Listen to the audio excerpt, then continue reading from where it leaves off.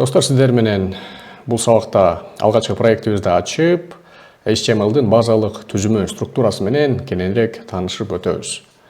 Келиңиздер, ал үчүн биздин редакторубузду старт кылалык.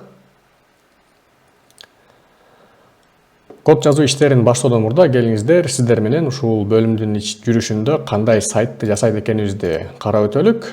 Азыр сиздер экранда программчынын журналы деген жөнөкөй сайтты көрүп турасыздар. Бул жерде кайсы бир тема жөнүндө, башкача айтканда азыр HTML жөнүндө кайсы бир макала жазылган. Анан сиздер байкагандай бул жакта чоң тамга менен жазылган сөздөр, кайсы бир шилтемелер, ар кандай өлчөмдөгү сүрөттөр, атайын форматта аныкталган тексттер, кайсы бир тизмектер, иреттелген тизмектер номерленип, номери жок иреттелбеген тизмектер, ушул сыяктуу кызыктуу нерселер аныкталып турат. Ушунун бардыгын биз ушул HTML негиздери менен таанышуу бөлүмүндө жасап өтөбүз. Келиңиздер, биз кайра код редакторго кайтып баралык. Мурунку сабактарда айтылгандай эле, кайсы бир проекттин үстүндө иштеш үчүн биз эң биринчи папка ачышыбыз керек. Ал папкада бизге керектүү болгон файлдар болуш керек. Сиздер менен GitHub сайтынан биз мурун сабактарыбызга керектүү болгон файлдарды кайсы бир папка түрүндө көчүрүп алганбыз. Келиңиздер, ошол нерсени азыр колдонолук. Ал үчүн бул код редакторун жаап, рабочий столго барып, мурунку жүктөгөн папканын ичин ачып, ал жердеги HTML негиздери деген папканы келиңиздер рабочий столго копировать этип чыгарып алалык.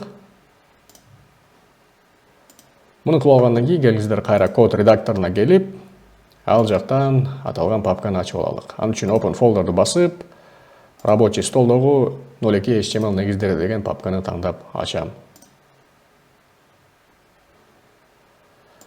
Эми достор, биз билебиз, бизге эң алгачкы веб баракчабыз үчүн index.html деген файл талап кылынат. Ал үчүн ушул плюс иконкасы менен index.html деген файлды ачып алам. Эсиңиздерге дагы сала кетсем, index.html деген ат жөн жерден эле тандалып алынган жок. Анткени биз билебиз, ар бир веб-сайтка колдонуучу кирген сайын дайыма, мындайча айтканда, орусча айтканда, по умолчанию index.html деген папка ачылат. Папка эмес, файл ачылат. Достор, бул жакта сиздер азыр HTML файлын көрүп турасыздар. Мен экранды бир аз чоңураак кылып коеюн, Ctrl+ кнопкасы менен. Биз мурунку сабактан билебиз, HTML-дин базалык структурасын аныкташ үчүн биз илеп белгисин басып туруп, Enter кнопкасын баса турган болсок, бизге HTML-дин базалык структурасы код редактору тарабынан генерация болуп берген.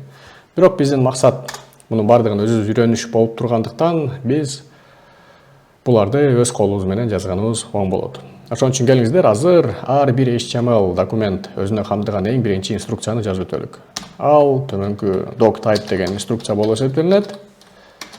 Doctype сөзүнөн кийин HTML деген сөз жазылат, жана бул ушинтип жабылат. Бул инструкция браузерлерге ушул аталган файл өзүнө HTML контентин камтыйт деп түшүндүрөт. Анан браузер аны билгенден кийин колдонуучуга HTML-ды колдонуучу көрө ала тургандай абалда көрсөтүп берет.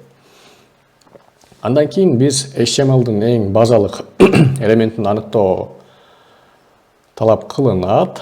Ал элементтин аты HTML деп аталат. Келиңиздер, ошону жазып өтөлүк. Достор, жаңы эле байкадыңыздарбы, мен азыр ачуучу тегти аныктагандан кийин бул жабуучу тег автоматтык түрдө жазылып калды. Бул код редакторунун автоматтык түрдө кодду толуктоо функциясы ошону кылып жатат. Келиңиздер, үйрөнүү процесси жакшыраак болуш үчүн мунун баарын өз колубуз менен жазалык. Ошондуктан аталган функцияны келиңиздер өчүрүп коелук. Ал үчүн могул manage деген иконканы басабыз, settings дегенди басабыз, жана ушул search settings деген жерге auto closing tag дегенди издеп, auto closing text дегенди жазсак, бизге төмөндөгүдөй настройкалар көрсөтүлөт. Ошол жерде HTML auto closing text дегендеги птичканы алып коюшубуз зарыл. Биз муну кылгандан кийин жанагы функционал өчүп калат.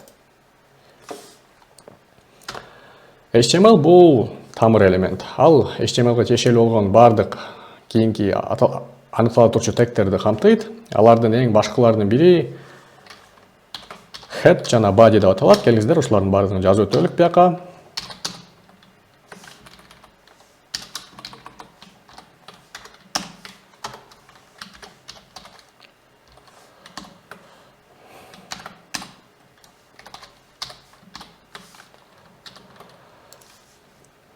Бул head жана body тегтери, HTML элементтери, ушул HTML деген тегтин туунду элементтери болуп эсептелинет. Head өзүнө сайттын аталышын камтыйт жана колдонуучуга көрүнбөгөн кайсы бир информациялар жөнүндөгү маалыматтарды камтыйт. Мисалы, бул стилизацияга керектүү болгон CSS файлына болгон шилтемелер, Google'га окшогон издегичтерге керектүү болгон кайсы бир маанилүү маалыматтар, ошол сыяктуу нерселердин бардыгын head деген бөлүк камтыйт. Ал эми body болсо колдонуучу көрө турган бардык контентти өзүнө камтыйт. Ошондуктан биз колдонуучуга кайсы бир тексттерди, сүрөттөрдү көрсөтө турган болсок, анын бардыгын ушул body'нин ичине аныктайбыз. Келиңиздер, head'тин жардамы менен биз сайттын атын жазып өтөлүк. Ал title деген тегинин жардамы менен аныкталат.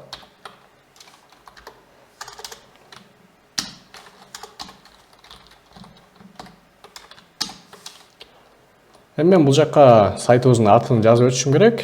Бирок мен аны кол менен терип отурбастан биз сиздерге алдын ала атайын content.kg.txt деген файлды даярдап койгонбуз. Ал жакта биздин сайтка керектүү болгон бардык тексттерди даярдап койгонбуз. Келиңиздер, ушул файлды ачалык. Жана бул жактан биз 3-чү саптагы вебтин базалык тили HTML деген сөздү копировать этип алалык дагы, аны ушул жерге коелук.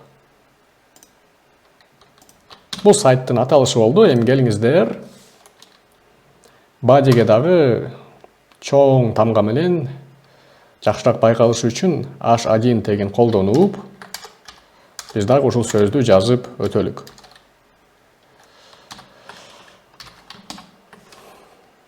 Ал үчүн келиңиздер, ошол h1 тегин жазып өтөйүн бул жакта. Жана анын ичине жанагы сөздү жазабыз. Кыскасы, бизде азыр head бар. Ал head'тин ичинде сайттын аталышын title тегинин ичинде аныктадык жана body'нин ичинде биз чоң тамга менен вебтин базалык тили дегенди аныктап өттүк. Дагы эсиңизге сала кетсем, head ушундай сайттын аталышын камтыйт жана башка ушундай Google'га керектүү болгон, же болбосо стилизацияга керектүү болгон маалыматтарды камтыйт. Ал эми body болсо колдонуучуга эмне көрсөтүлүш керек болсо, ошонун бардыгын өзүнө камтыйт. Бул HTML'дин ушундай базалык структурасы болуп эсептелинет. Эми дагы айта кете турчу нерсе ушул код редакторуна тиешелүү. Эгерде мен бул жактан азыр кайсы бир структураны өзгөртүп кое турган болсом жана сактай турган болсом, анын бардыгы ордуна келип калат. Биз сиздер менен билебиз, биз буга чейин Prettier деген плагинди установка кылгандыктан ушундай кодду жакшылап форматтаган нерсе иштеп турат.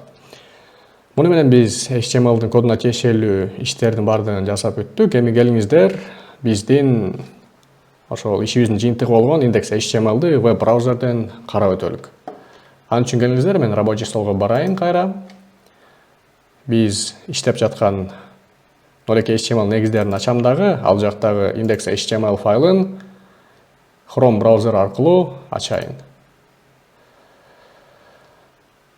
Достор, келиңиздер, иштөө ыңгайлуу болуш үчүн бул экрандын оң жагына браузерди жайгаштыралык жана экрандын сол жагына код редакторун жайгаштырып алалык жана ушул код толугураак көрүнүш үчүн Explorer деген нерсени катып коелук.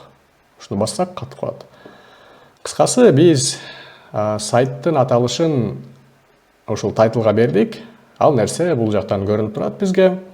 Жана ошол h1 тегибиз дагы бул жактан бизге көрүнүп турат. Кыскасы, бул HTML'дин базалык тегтер болуп өттү, ошол head жана body деген. Жана алардын ичтерине биз дагы кайсы бир элементтерди аныктап, колдонуучуга көрсөтсөк болот.